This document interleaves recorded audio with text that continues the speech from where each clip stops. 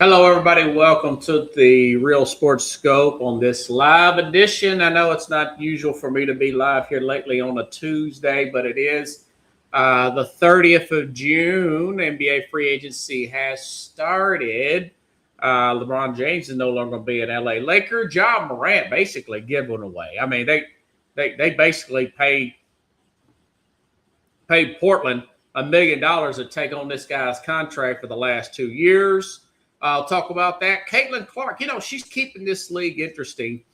Keeping the Indiana Fever in the sports talk news cycle, considering the fact that the World Cup is really getting a lot of the time right now, and of course NBA free agency, the NBA draft last week. That's going to be interesting. I'm going to talk about that. The Sophia Cunningham meme that's going around. Her teammate, I think, is really funny.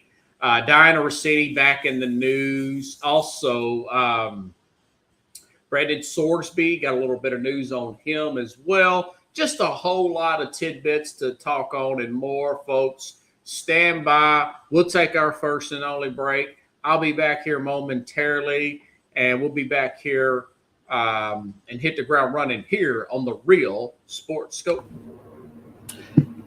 Hello, Sports Scope followers. The program has seen tremendous growth since going 5 days a week. I just wanted to thank everybody for your cash contributions and sharing the program with friends and families. Just a reminder, if you want to contribute to the program, go to the Cash App, the cash sign, and Sports Scope. There are other ways to contribute to the program listed at the bottom of the screen. If you want to advertise on the program, go to sports, that is sports with an S, another S, scope, SKOPE, at gmail.com, just like it's listed at the bottom of the screen. Thank you and enjoy the program.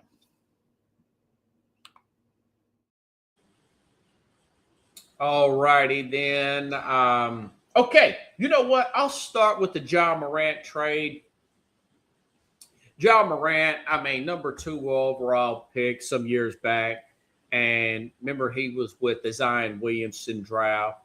This guy looked so promising at one time. You would think he would be the kind of leader like a eventually turn into like a Jalen Brunson level of player. I always thought he was the better player than the Zion Williamson.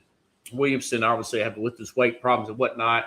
We know that he's gotten some trouble there. And recently, the last 2 years, he has not been in trouble, but he has been injured with the Memphis Grizzlies, per se. All that being said, the guy's just 28 years old. He's a 2-time former All-Star. And the fact that he is, let me go to my notes here. The fact that he was just basically given away. This is a great trade for the Trailblazers. For Jeremy Grant, 32 years old, though. They didn't get any draft picks. 32 years old, 18 rebounds, 4 assists, 18 points, 4 rebounds, and a role player like a Chris Murray. And they gave him $1 million. Memphis gave Portland $1 million just to get this guy out of town. I think this is one of the worst trades in history. If you ask me, the guy's only got 2 years left on this contract. I would at least try to give him at least a half a season with Cam Boozer. My guess is maybe there's some internal stuff that we're not, that's not being known public about his work ethic in-house. Maybe his attitude's bad and whatnot in-house with the Memphis Grizzly organization.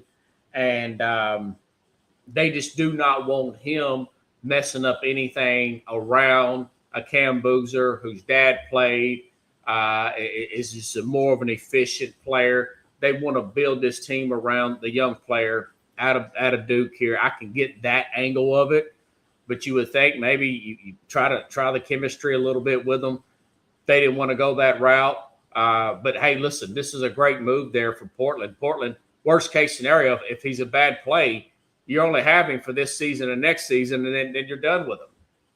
you can move off of him. And you gave up a guy, like I said, a 32-year-old Jeremy Grant, and then a role player in this Chris Murray player, the 25-year-old role player here. So one of the better trades. The fact you didn't have to give any picks up is unbelievable for the Portland Trailblazers. So you look at Portland's with Ace Bailey, Damian Lillard still on that team, and of course Scoot Henderson showed some flash in the playoffs last year. Scoot Henderson. They're going to eventually move Drew Holiday, and of course young pieces like Aveda and Callagander center there. And of course they re-signed Robert Williams. Sorry, folks, it is really hot here in the Nashville, Middle Tennessee, and all over the country right now. And this air conditioner, I'm under so much air right now that it's some of the dust I think is giving me a cough. But anyways, bear with me. All right. Awful trade for Memphis. I understand it. I would have been a little bit more patient, but I'm not on the inside of that. Great trade for Portland. Let's see what happens, okay? A change could have done Brant some good. I'd much rather see him go to like a Miami or somebody like that, a more stable environment. That wasn't the case. I guess there was just no really big market for this young man. But I hope he's one of those turnaround stories, okay? I know Zebo, coming from Portland, when he went to Memphis, turned around. So maybe this could work out the other way. You know, we'll see what happens. All right, now, Kawhi Leonard. Listen, this Kawhi Leonard trade, I mean, golly, what an awful, you talk about a guy that was moved on from the Clippers with his injury history here. And going back to Toronto, the Clippers, hey, this is not a bad trade for the LA Clippers. I'm trying to get I thought I had it. Okay. So the Clippers got Brandon Ingram, very good role player, solid player. He's more than a role player. Listen, they got Brandon Ingram, Gregory Dick, 2 first-round picks, a pick swap, and 2 second-round picks for Kawhi Leonard, a guy that's never available. I don't know why Toronto did this, but they did it. I guess they're having flashes of 2019. Maybe this guy being away from home, he works a little bit harder. He stays in better shape. You keep your fingers crossed. But I don't see any major power shift in a Kawhi Leonard going back to Toronto. Kudos to the Clippers and getting something for this guy who basically should give half the money back for him not being available half the time for this particular team. Okay, now, LeBron James. All right. The media's making a big deal out of this. Okay. LeBron James says, hey, it's been great. I'm not going back to LA this year. Kind of thought the 42-year-old who will be, is he going to be 42 in December? 41. I don't want to age him too much. Yeah, he'll be 42 in December. LeBron will be. He is, I think I've been saying this the whole time, contrary to what everybody else says. Whether you can get a whole lot in return or not, this Laker team's got to get younger. They've got to get rim protection. They've got to get better defensively as a whole, especially when you've got guys like Austin Reeves, who just got his ascension. And, of course, Luka, excuse me. Although Luka was in shape, maybe this second year he'll stay in shape and he will be healthy per se. Okay, now as far as fits for LeBron, there's a flood of information out there about that dark horse teams that would be interested in LeBron James. You've got, I want to say one report said maybe Minnesota or maybe the Wizards. I thought that would be crazy. I guess because Anthony Davis is there. I don't think he'll go to the Wizards, although they're starting to accumulate some talent right now on paper between the number 1 pick there. And, of course, Anthony Davis and Trae Young. I can understand that. I think that's crazy. Now, Miami, if you look at Miami, they really need a point guard at this point. They need some guard play. Put him up with Giannis. Put him down there with Bam. But my whole key with LeBron is 33 minutes there is too many minutes for him at this age going forward in his career. He needs to be about 24 minutes a game, okay? He is just, he can still start per se. LeBron can still start. If I'm him, I go to Miami, start the game, play sporadically throughout the second, third quarter, and now fourth quarter. This guy needs to play about 7 minutes there. I think he's effective. He's effective in spurts here. Let him play that way. I think that'd be pretty good. Now, the other option would be go back to Cleveland, play off of Donovan Mitchell there. I think LeBron can play the point there. Mitchell could play off the ball. I know he likes to carry the ball a lot. You could possibly do something of that nature there, get him back in Cleveland. Those would be good landing spots. Now, other news. Jaylen Brown, that's the big fish. Everything I just mentioned to you is not going to change the power structure, okay? What I mentioned to you last week could change the championship structure, I think. As far as what's his name? Hartenstein's going to come back to OKC.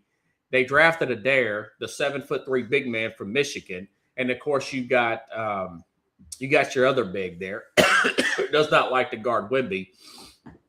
There, you got three bigs that you can throw at Wemby and OKC. Right now, I would still put the Thunder as the favorite, in my opinion. It's not the Vegas favorite. I would still put the Thunder the favorite to win the championship next year, win the West and a championship next year. I like what they've done so far in the offseason. We just started free agency, technically. Now, as far as Jaylen Brown is concerned, all the talks are they're asking too much in Boston. The guy's 30 years old now, okay? Still got plenty of prime years left, 3 years. Denver has come up as a potential player. Denver, hey, listen, even if you got to give up an Aaron Gordon, you start there, try to do something else around bringing in a Jaylen Brown, work him off Joker. I think that would be a very good trade there that can really push shockwaves in the NBA landscape. That could potentially push them in the West. They've got to get more athletic. I mentioned last week, Minnesota, LaMelo Ball. That's a gamble, but it might pay off. It may be a disaster, but it may pay off. Put LaMelo Ball and Anthony Edwards together. They're already playing an athletic team. The issue with them is, like I said last year and the year before that, Minnesota has simply have to play better in the regular season. They've got a bit of better seeding. They don't need all that strain on them in the first round or two and be totally out of gas come round 3 in the NBA playoffs. So Jaylen Brown, watch. That's a real big fish to see go, not unless we have a big surprise in the shakeup in the offseason here as we get into free agency. Okay? All right. So that's a lot to digest for right now. But as far as these old heads, I know Draymond Green's free agency, LeBron, I don't think they're gonna do any major power shift in the NBA landscape, in my opinion. Okay, now, all righty then. What story to go to next? This, I hate to do that, but I tell you what, this Caitlin Clark, Sophia Cunningham, this is really got my attention here. I know this is about a week-old story, but there's a part 2 to it, okay? Caitlin Clark last week was mauled by a player, Alyssa, who now claims she's getting Alyssa Thomas for Phoenix Mercury. Like I said, it's about a week and a half old story there. Let me show you this play here from last week, that was not called a foul, but later the league issued a suspension after it got reviewed. This is Caitlin Clark, if I get it right here. To the ground, and that's a hand to the neck, and then Let's look at that again, folks. To the ground, and ooh, that's a Looking like she's trying to choke her on the ground. The hand to the neck play there. For those of you who have not seen that, that was later issued a suspension for Alyssa Thomas. Now, a week later, she's saying she's getting death threats and everything for harassing Caitlin Clark. Now, later on in that same game, teammate Sophia Cunningham got into an incident, pointing her finger at, had a little back and forth with the teammate of Thomas for Phoenix here in the same game here. Very chippy game in the regular season. Watch this. What?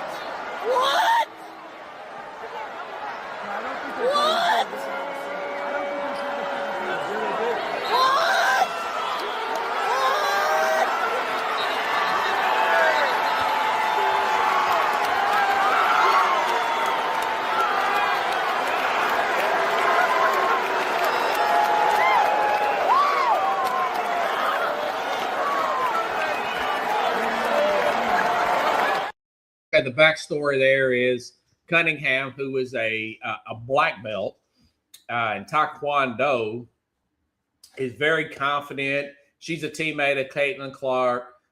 She's saying that the player there for Phoenix saying, "Don't you point your finger at me." Though she didn't say anything, she just points her finger at you. Well, that's turned out to be over a week later.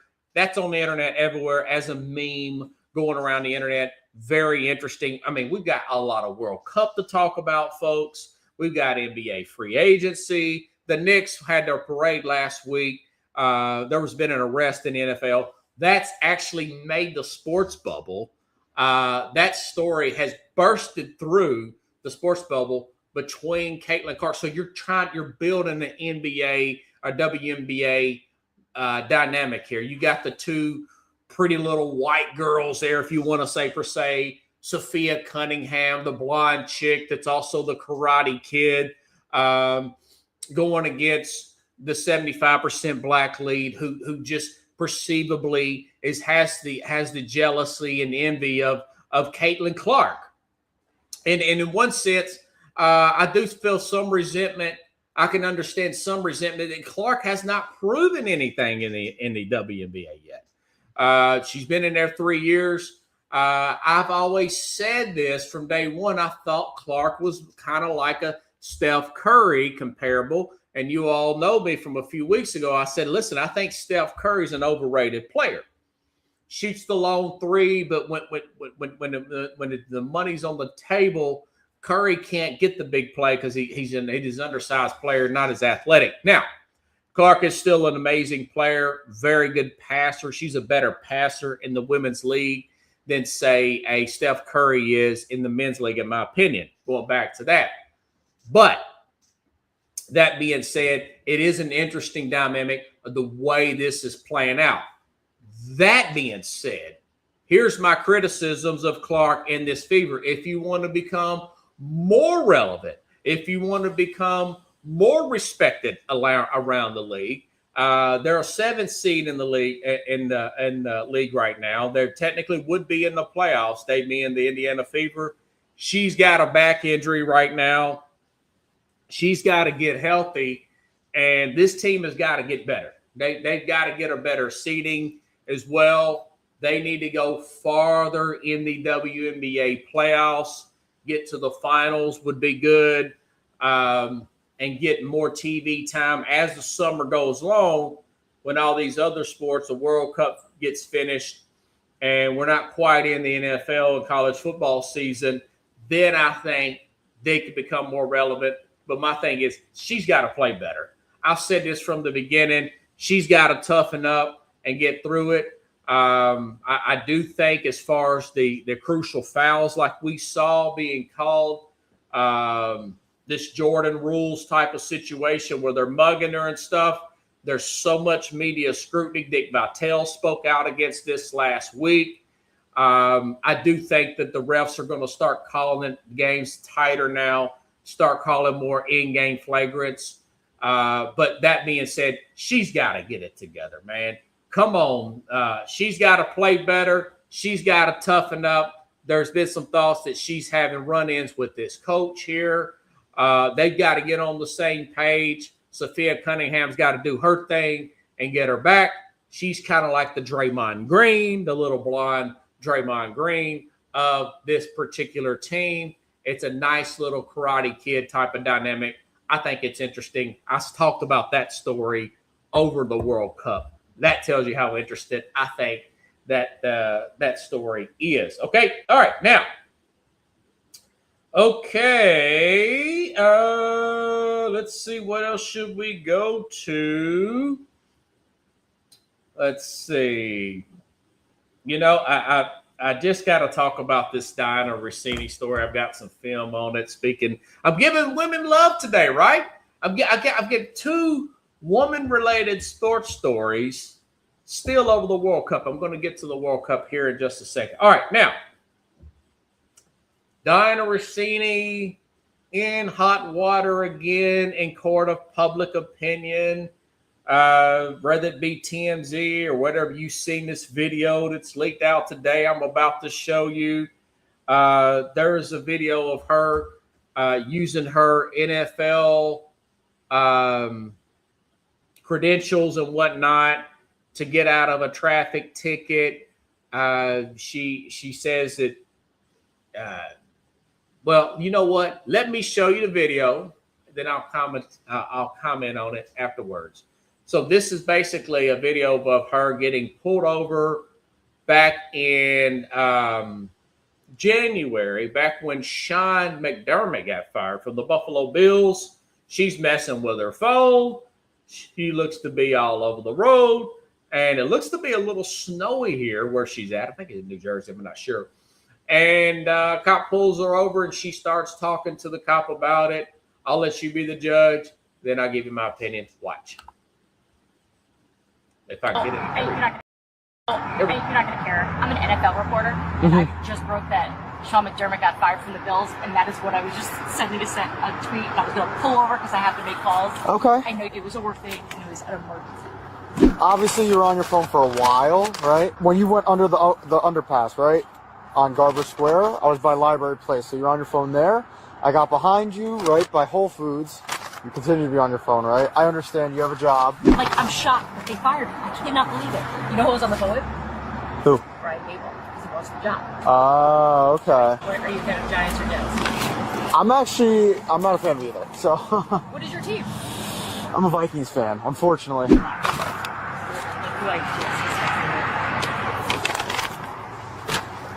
Can you see the name?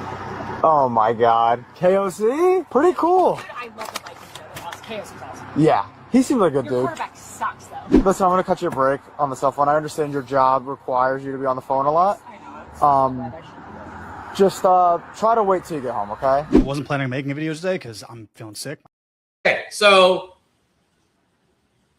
a couple things that was really funny. I mean, somebody put it, the New York Post commented, you know, J.J. McCarthy catches a stray bullet there. As she said, the quarterback sucks, talking about Minnesota's Viking quarterback. Okay, now, Diana Rossini later says, and I could not find the video, but I'll take TMZ's word for it. She later says on a podcast that she FaceTimed with the cop, Kevin O'Connell, which is the coach of the Minnesota Vikings, to get out of a traffic ticket. So the guy cut her a break gave her a warning on the traffic ticket there, as you could see. So she technically just showed him a text instead of FaceTiming. As far as her using her credentials and noteworthiness, she did say, I know you probably don't care. She did say something in regards to that when the cop first pulled her over and mentioned her messing with her phone, you know, and whatnot. So this just came out. I don't know who leaked this body cam video and whatnot. But that being said, she's excited about, myself too included, she was excited about NFL news. Okay. It's interesting. I get excited. I look at the X app and and watch your reports on whatever you want to call it, Black Monday or even that Black Week of coaches getting fired the week after the regular season. That was Sean McDermott. Now, he was fired after the playoffs, per se. That was Buffalo Bills, because remember, they lost that game to Denver in the playoffs, per se. So she's excited about that. She thought, he's a male. He's probably a football fan. Let me leverage this. Maybe I can get out of this ticket here, per se. I was, distracted looking at my phone there, per se. I can understand that. And as far as her lying on the podcast there, so she embellished the story because it makes good content for shows like mine. She does, did a podcast there, works with The Athletic and whatnot. And, it came out publicly the other day. She's making $800,000 a year. I think the woman is just being raked over the coals this year. Now, I'm not excusing the fact that, of the alleged, air quote, alleged affair she had with Mike Vrabel. But, Diana Rossini is a human. I mean, she's not murdered anybody. Nobody's gotten killed here, per se. And she's very eager to get ahead in this particular field that is very competitive. It's very popular field. And I do think she has gotten a little bit of ahead of herself. You saw that in this particular traffic stop. She just loves being an NFL reporter, breaking stories here. And I think she has cut some corners on the way. Does it make her an evil person? I wouldn't say so. I know there's a lot of people who've come out against her and whatnot. I think I don't think it's like ideal situation, but I don't think it makes her an awful person per se. I think she'll probably work it out with her husband. If not, she'll move on. I think she's good for the league as far as that kind of passion and whatnot that you see from male reporters, your Adam Schefter's of the world. I think she'll bounce back. I think she'll bounce. That pretty talented person, really likes the job, not just in it for the money, although she's making good money, $800,000 a year, but not, mind you, Adam Schefter's making $8 million a year, per se. So rough year, Dinah. Cutting a lot of corners there. Like to see, America loves a good comeback story, like a Brandon Sorsby here, for example. Brandon Sorsby today, in other news, has made it public. We're not going to fight the NFL on me coming in the supplemental draft, and we're not going to take them any legal court cases. So Brandon Sorsby, he is going to get ready for April's draft. Well, hey, listen, folks, it's going to be July tomorrow, okay? We're talking April of next year. That's less than a calendar year away. I think he'll be okay. Now, he's going to drop. He's going to be competing with the Sellers. I forgot his name. Sellers, the quarterback out of South Carolina. He's going to be competing with Dante Moore. He's going to be competing with Arch Manning. He could be competing with Julian Sain of Ohio State, C.J. Carr of Notre Dame. I said this last week. I will reiterate that now. We know it's official. He's going to be out in April. He'll probably slide to about the third round. Maybe these other quarterbacks have underwhelming seasons like a few of the quarterbacks did this past year. You look at the LSU quarterback, and then you look at the Penn State quarterback, Aller and whatnot. You look at those guys, their stock dropped after they played. So we could have a situation where we could slide to 2. But I think right now Sorsby will probably go 3. Not unless he gets another gambling incident, he might get drafted at all. But if he keeps his head clean, has a very good workout, he could slide to the 3rd round. And once you get in there and get competing, you never know what can happen. Hey, Tom Brady was drafted in the 6th round, Dak Prescott was drafted in the 4th round. I want to say the 2nd, it was the 2nd or 3rd. I think it was the 3rd round for Russell Wilson there, who had a lot of good years with the Seattle Seahawks. So That's an interesting story. Okay, in other news, Terran Arnold. Man, this is rough here for the Detroit Lions here. Terran Arnold looks like, this thing looks terrible from the very beginning. Was charged with 8 felony counts, including 4 counts of kidnapping, 4 counts of armed robbery. That looks really bad. But if you read, the charges stem from alleged plot in February in Tampa. Prosecutors accused him of coordinating a scheme to lure victims to an apartment to get back items stolen from his Airbnb. Some of you O.J. Simpson fans and people have been following that story going back to, I don't know, the mid-2000s. Remember, he got out of jail in 2017. There was a big documentary on O.J. Simpson where he was he worked with some people to trick some guys in that supposedly stole some of his merchandise and held them up at gunpoint. That was considered kidnapping. Now, he did some years in jail for that. But O.J., everybody in the world knew that he had gotten charged with that murder, although he did beat it. There's controversy. Most of us think, that O.J. did it, okay? And it was just bad. It was very good lawyering on the other side of that thing. And O.J. Simpson was also taken off the Buffalo Bill Ring of Honor or whatever for the new stadium. But anyways, this sounds similar to that situation with Arnold. He could get out of this, but Detroit didn't like what they read. They didn't like this situation, so the Lions cut him. They have a bad secondary already.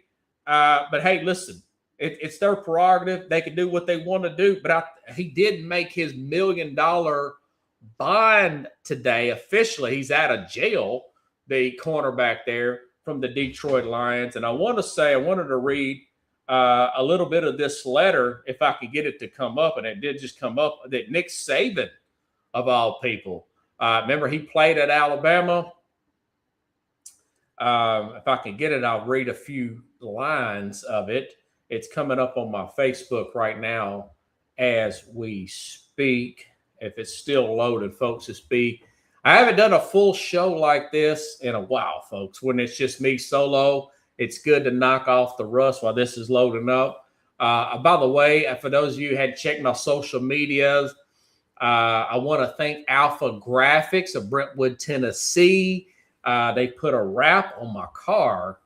They have put a wrap on my car. I've got the SportScope logo. I've got the QR code put on the car. It looks really nice. I want to thank my friends, Mr. Hassan, the owner there from Alpha Graphics, did a great job getting my swagger back. I'm slowly getting back on my feet, folks. By fall, making all these announcements while we're loading up. By fall, this show would be at least, 3-4 days a week live instead of just 2. Eventually, we'll be back 5 days a week, but we got to get some income coming from them. We got to get this follower count up. Okay, so this is what Nick Saban writes to the judge here as a character, a letter. Nick Saban writes a letter to the Florida judge supporting exceptional character Terran Arnold here. What does he least? I'm trying to scan down here. Saban's letter dated this past Friday, with the Alabama letterhead, privileged and confidential, but became public record in Florida alongside with character references. This is what he says. My name is Nick Saban. I spent decades as a football coach working with young men from diverse and often difficult backgrounds. In fact, I've had the privilege of watching hundreds of athletes grow just as players and young men. I write this letter of exceptional character witness in Terran Arnold. Over more than 6 years I've known him. I first met him in my program back in 2021. From the beginning, stood out not only because of the athletic ability, but because of who he was off the field. Based on my experience with Terran, I've always believed he leads with genuine care for people around him. Over the years, I've welcomed Terran into my home and around my family. He has consistently treated my family and my staff with respect, humility, and kindness in all that time I've known him. He never once gave me a cause to question his conduct, his integrity, or respect for others.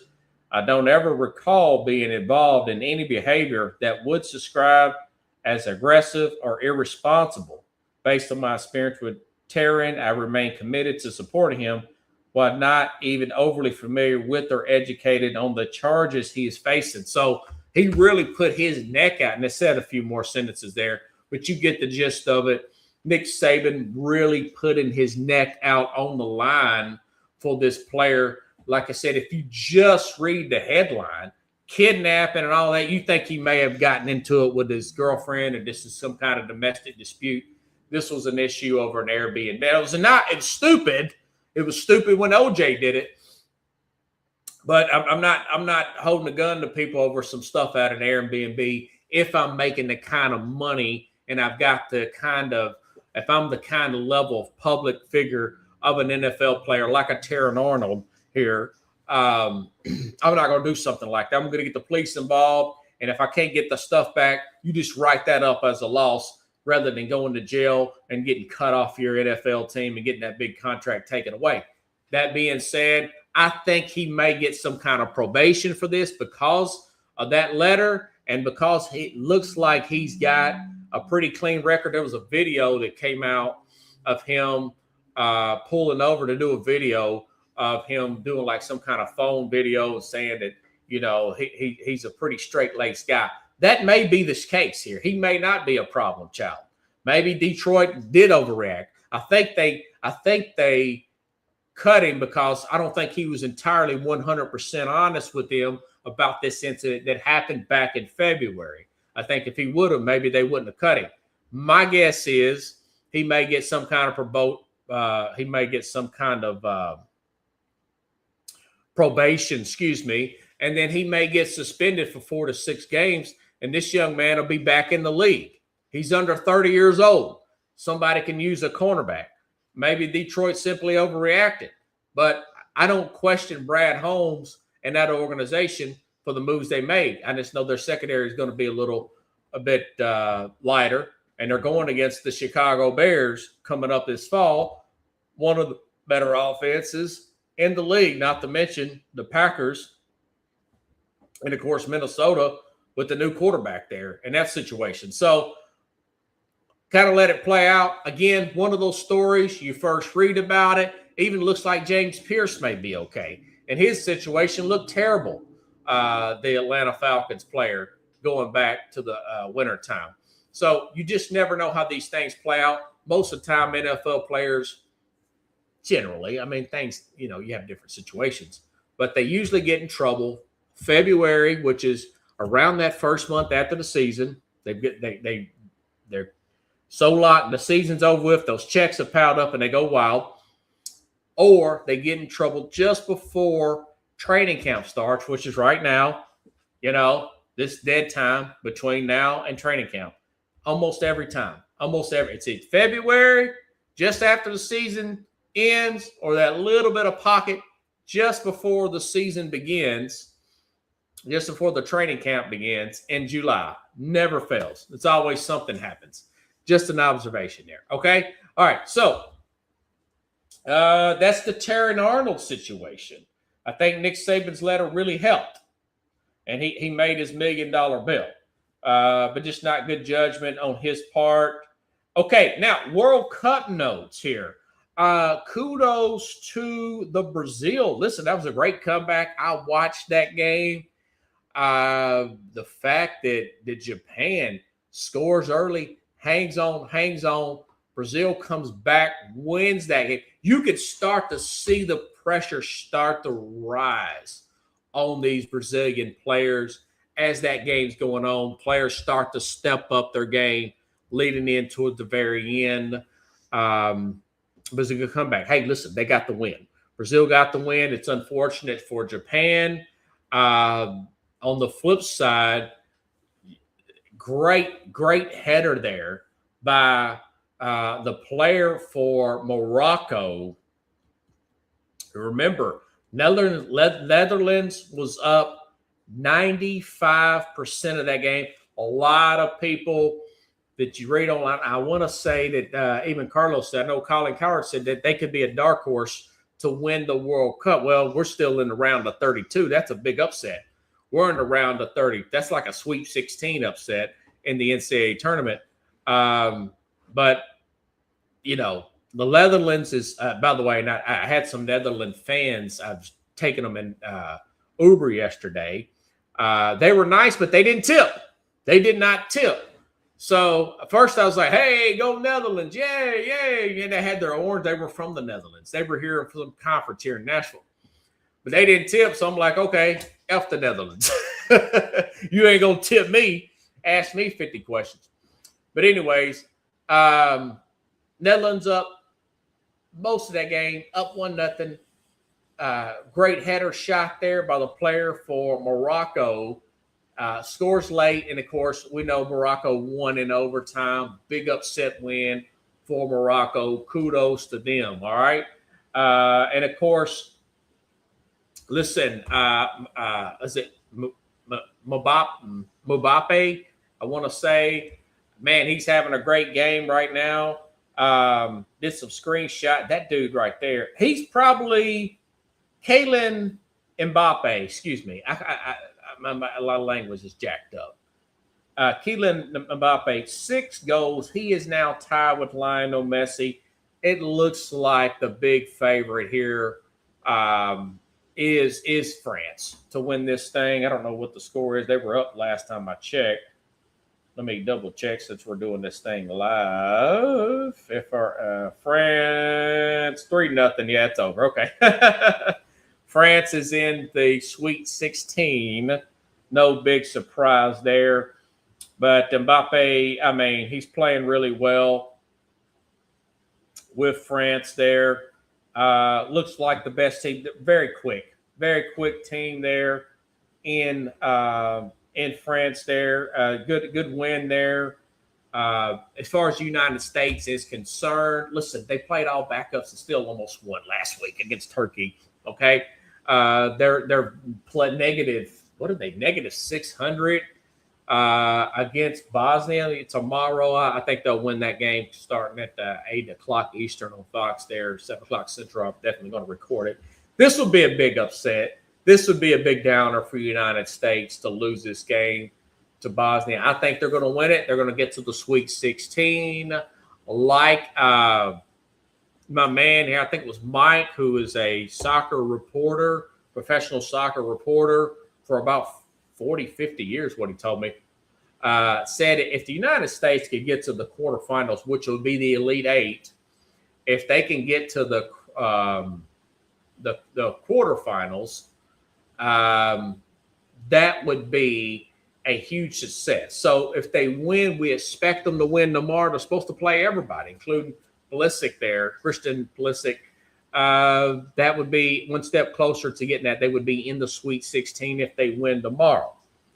So I expect them to win. Hopefully, if they lose, this would be a major upset because this would be a big downer because of the how well they've played and how much depth that they have shown to have in these particular playoffs here. And like I said, they almost beat Turkey with all those backups in. Okay, now, North America, kudos to Canada winning on their home soil. Mexico, I know they play, who was it? Ecuador. They play Ecuador. That's going to be a good one. I don't know. Do they play tonight? I think they play tonight. I want to say that. But they're playing well. Mexico, yeah, they're going to play here in just a little bit, here in just a few minutes. But they're playing really well. Kudos to them. So it looks like the home soil teams here in this area are living up to their hype there. Like I said, I mean, Mexico is playing really well. That goal they scored in Mexico City the other day, last week, they're very intense game. They won it 3-0. Wasn't like that early on. Very intense game there. But they look good. Mexico looks good. Spain looks to have rebounded, but their best player is 18 years old. Obviously, Argentina, I don't know if they're playing the best competition. We're going to see what Argentina's made of as this tournament progresses forward. Okay. All right. So, but going back to the United States, I think that, so if they get to the quarterfinals, that would be their best finish since 2002. So we got, 24 years. I mean, 2002, that was a long time ago there. So this is the best one I've seen ever. This is the most soccer that I've watched ever. I mean, I just love these games. Very intense. Very intense. I mean, players crying when they're losing, players crying when they're winning. You're seeing coaches, managers, whatever you want to call them, being fired after these matches. This is supposed to be a world tournament. You're seeing planes being delayed. I don't know. The one team couldn't fly private. They couldn't fly the jet because they lost or something like that. I can't remember what country it was, but this stuff is serious, man. Man, these teams take it serious. Hopefully the United States can get a little bit better, but they may be able to make that run. They may be able to make that run coming up here. Okay. All right. On a sad note, folks, I mean, I'm out of Nashville. Chris Johnson, let me make sure I've got this right so I don't Chris Johnson, I think it's ALS. Is it called ALS, the Lou Gehrig's disease? Yeah. He Chris Johnson, who is 40 years old now, and he cannot speak anymore. He's got ALS. He revealed it on Good Morning America the other day. Thoughts and prayers with the former Tennessee Titan there. One of my favorite players to ever play for the Tennessee Titans. There, he's a guy that was shot out of the cannon for this team. I remember his second year with the Tennessee Titans. On a personal note here, I know people don't like us to talk about fantasy football, but, hey, that's what we do. I remember, I want to say it was the second game of the season, 2009. His play, 200 and something all-purpose yards against the Houston Texans. Okay, he had about 34 to 40 fantasy points that particular day. A very exciting player. I remember he was a controversial pick there for Tennessee at the time. There was another guy, I want to say his name was like Chris Henry or something. He was a running back, I want to say, out of Arizona, and second round pick, and he just could not block well. He looked good in the combine. He was a workout warrior. This other running back the Titans took in 2007, but in Johnson in 2008, he was a first round pick, a late first round pick for Tennessee out of East Carolina, and this guy took off. That's the year I want to say he ran for 2,000 yards there. Jeff Fisher wore him out there for Tennessee.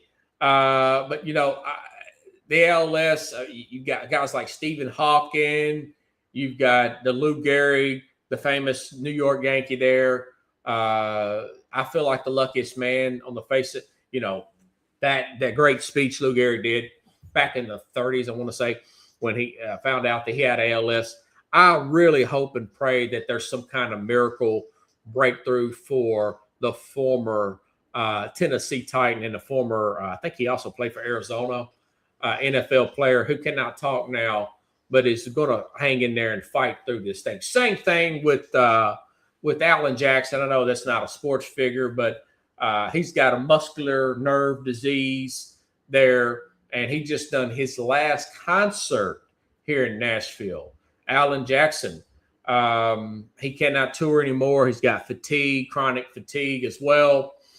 And, it was a big concert here in Nashville. I did a lot of ride share for that, talked to a lot of people from different countries that came here to see that, even stood in through the rain, about 30-minute rain delay, and got wet to see Alan Jackson's final concert, a great country music star who had 31, between 26 and 31 number one country Billboard hits over his career, spanning almost 40 years, if I'm not mistaken. So thoughts and prayers with both of those guys, particularly Christian, obviously, you know, being a sports figure there as well. Hopefully we'll get some miracle breakthroughs with these guys in the near future and get these men healthy again. Okay. All right. And on a good news note here, the Supreme Court has ruled that states can prohibit transgender athletes from competing in girl sports. So, in other words, boys that say they're girls and go up here and injure these young ladies, like the volleyball player out of North Carolina. They can, if states want to ban those players from participating and injuring our young women, they can legally do it according to the Supreme Court. So kudos to the Supreme Court. I don't know why this was even a controversial topic. This should never even went to the Supreme Court. But if you got to, kudos to the Supreme Court for making that ruling. We have to worry about the safety of our young women. We do not need boys pretending to be girls and injuring our young women. We've had too many incidents already with that, and of course, it's an unfair advantage with the bone structures and whatnot. This feels like a no-brainer. This shouldn't even be a controversial concept here. But hey, there is some good news and some good decency out there and common sense being used in our court system. So here, hats off to the Supreme.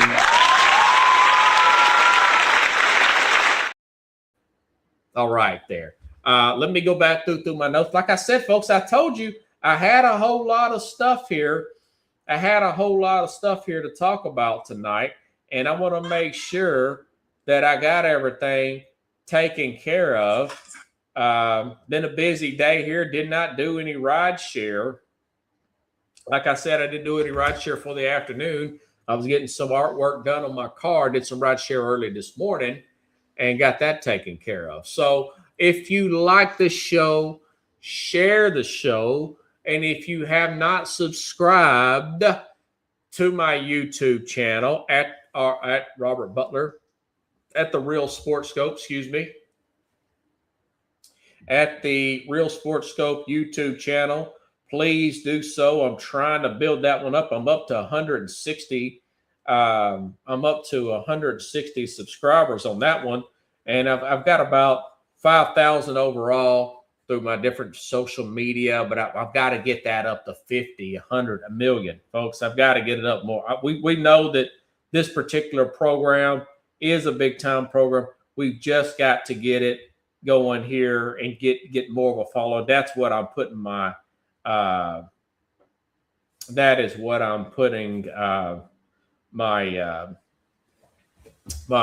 focus into the marketing side instead of just the substance of the show. Okay. Let's see. Harvest Men Backstage Pass. My man David is a Christian singer. I want to give a shout out to him. I guess that's his channel, Harvest Men Backstage Pass. My man David gave me an Uber ride from Brentwood here. So while I was getting my man, thank you, brother, for subscribing to the Real Sports Scope YouTube channel. And I want to thank all my riders who have subscribed to this channel. Okay. All right. So folks, have a good night here. I'll be back live, and I'm sure we'll have a lot more to talk about because USA would have played by then. We'll be back here live on Thursday with the Mad New Yorker, and we'll hit the ground running here on the Real Sports Scope. Have a good night, everybody.